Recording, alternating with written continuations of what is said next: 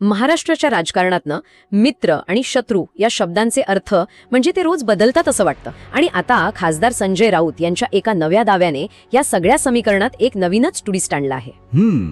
शिंदे गटाचे तब्बल 35 आमदार फुटणार असल्याचा दावा. हो. आणि हा दावा म्हणजे मला वाटतं फक्त हवेत केलेला गोळीबार नाहीये. त्यांनी भाजपचे मंत्री रवींद्र चव्हाण यांचं थेट नाव घेतलंय की आमदार फोडण्याची जबाबदारी त्यांच्यावर आहे. अच्छा. त्यामुळे या प्रकरणाकडे केवळ एक राजकीय आरोप म्हणून पाहता येणार नाही.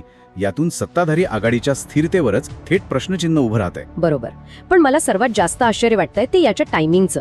महिनाभराच्या विश्रांतीनंतर राजकारणात परत येताच त्यांनी हा बॉम्ब टाकलाय. यामागे काय असू शकतं? हेच तर महत्वाचं आहे. ते काय ना, राजकारणात परत आल्यावर आपली उपस्थिती अशी आक्रमकपणे नोंदवणं ही राऊतांची एक शैलीच आहे.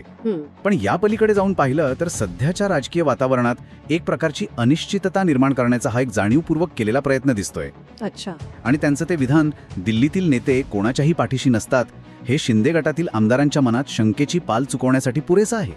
आणि या दाव्यानंतर ज्या प्रतिक्रिया आल्या आहेत त्यासुद्धा खूप काही सांगून जातात. हो, नक्कीच. शिंदे गटाचे संजय शिरसाट यांनी हा दावा म्हणजे एक भ्रम असल्याचं म्हटलंय. देवेंद्र फडणवीसांची प्रतिक्रिया मात्र खूपच मवाळ होती. अगदी. ते म्हणाले संजय राऊत आमचे शत्रू नाहीत. हो. आणि ह्या दोन प्रतिक्रियांमधला फरकच अत्यंत बोलका आहे. एका बाजूला शिंदे गटाचा थेट हल्ला, तर दुसऱ्या बाजूला भाजपची एक सामोपचाराची भूमिका. फडणवीसांची ही मवाळ भूमिका फक्त भविष्यातील राजकीय समीकरणांची दारं उघडी ठेवण्यासाठी नाहीये, तर शिंदे गटाला एक सूक्ष्म संदेश देण्याचाही हा प्रयत्न असू शकतो. काय संदेश? की भाजपशिवाय त्यांच्याकडे दुसरा पर्याय नाही. म्हणजे एकाच वेळी दोन्ही बाजूंना नियंत्रणात ठेवण्याची ही एक खेळी आहे. पण एक मिनिट, ही मवाळ भूमिका भाजपसाठीच एक धोका नाही का?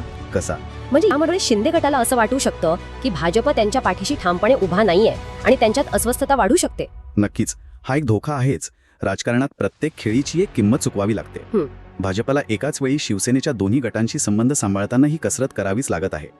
फडणवीसांचं विधान हे राऊतांसाठी मैत्रीचा हात असला तरी शिंदे गटासाठी तो एक इशारा असू शकतो. म्हणजे आघाडीत सर्व काही आलबेल नाही हेच यातून दिसतंय. अगदी तेच अधोरेखित होते. आणि हे सगळं फक्त आकड्यांचं आणि शब्दांचं राजकारण नाहीये, नाही का? यात आता वैयक्तिक हल्ले पण सुरू झालेत. हो, राऊतांनी आपल्या आजारपणाचं कारण तुरुंगवासाला दिलं. आणि त्यावर भाजपने थेट पलटवार केला की आजारपणाचं राजकारण करू नका. बरोबर. आणि यामुळे हे प्रकरण फक्त राजकीय न राहता वैयक्तिक पातळीवर जातंय. आणि जेव्हा राजकारण वैयक्तिक होतं तेव्हा ते अधिक धोकादायक बनतं. यातून नेत्यांमधील संबंध किती ताळले गेले आहेत आणि कटुता किती वाढली आहे हे स्पष्ट दिसतं.